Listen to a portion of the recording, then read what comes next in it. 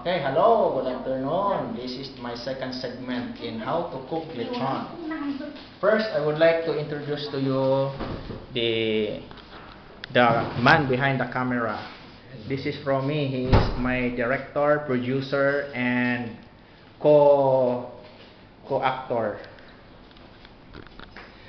Okay, so we are now halfway of sewing the total abdomen of the pig. This is the reason why, so that the spices inside will not go out.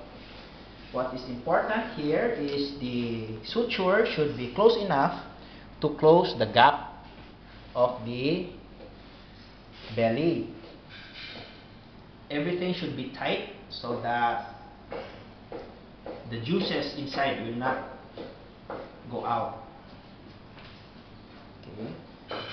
So you can see this one should be very tight, and you can still see here the other ingredients needed for the roasted pig. Okay, this will take quite a while. That's why I will not film this one, the total sewing process. I will just give you some sample of how to sew